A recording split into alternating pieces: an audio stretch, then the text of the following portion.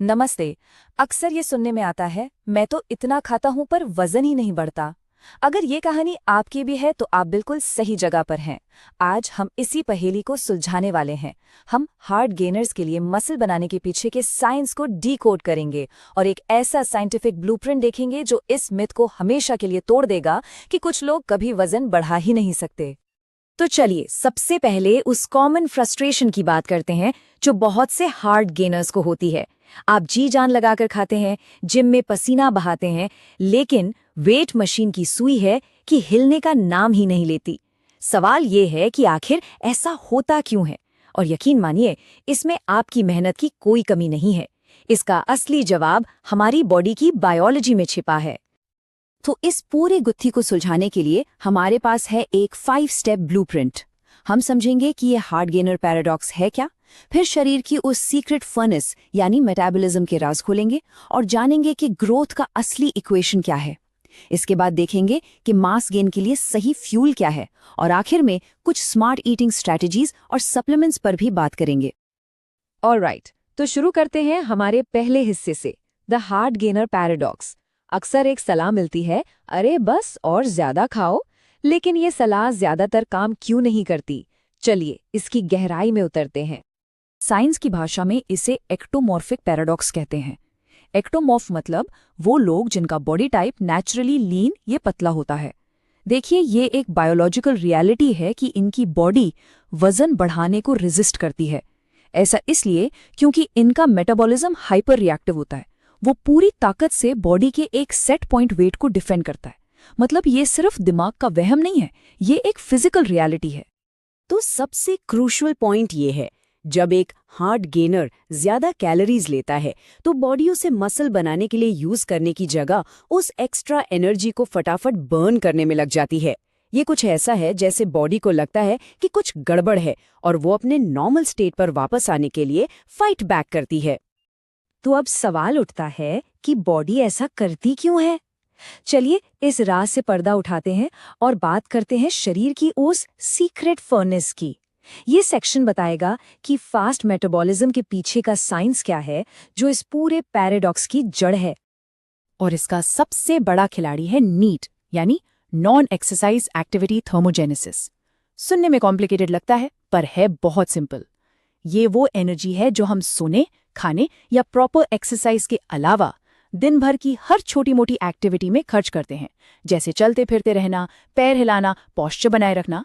Basically ये हमारी body का सबकॉन्शियस कैलोरी बर्निंग इंजन है जो हमेशा ऑन रहता है। अब जो बात हैरान कर देगी वो है नीट का इम्पैक्ट। क्या आप सोच सकते हैं कि एक ही साइज के दो लोगों में नीट की वजह से कैलोरी बर्न का डेली डिफरेंस 2000 कैलोरीज तक हो सकता है? जी हाँ, 2000 कैलोरीज। ये एक बहुत बहुत बड़ा गेम चेंजर है।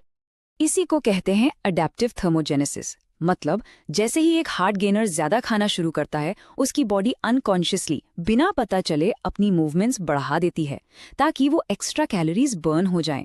तो जो 500 कैलोरीज का सरप्लस आपने लिया, वो कब हवा हो गया आपको पता भी नहीं चलेगा।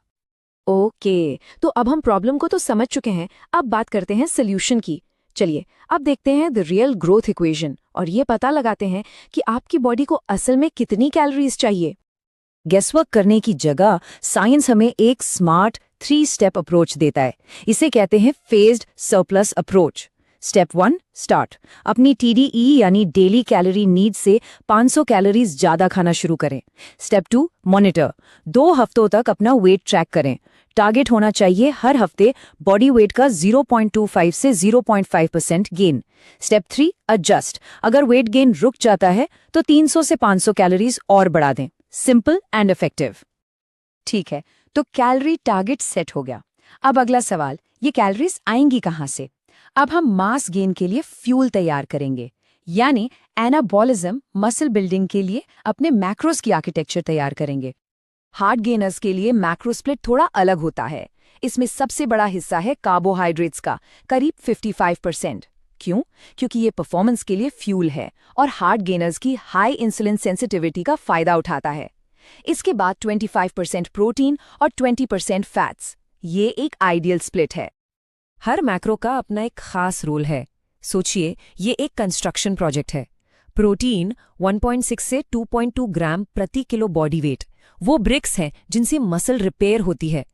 कार्बोहाइड्रेट्स वो एनर्जी है जो वर्कर्स को काम करने के लिए चाहिए, ये मसल ग्लाइकोजन को रीफिल करते हैं। और फैट्स वो समझिए प्रोजेक्ट सुपरवाइजर हैं जो टेस्टोस्टेरोन जैसे एनाबॉलिक हार्मोन्स के प्रोडक्शन के लिए जरूरी हैं। लेकिन एक मिनट, ये समझना बहुत जरूरी है कि सारी कैलोरीज एक जैसी नहीं होती।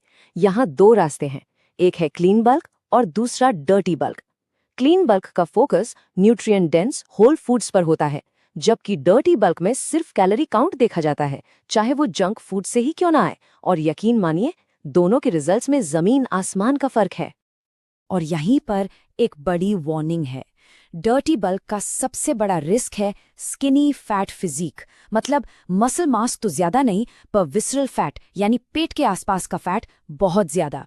ये सिर्फ दिखने में ही खराब नहीं, बल्कि मेटाबॉलिक हेल्थ के लिए भी बहुत खतरनाक है।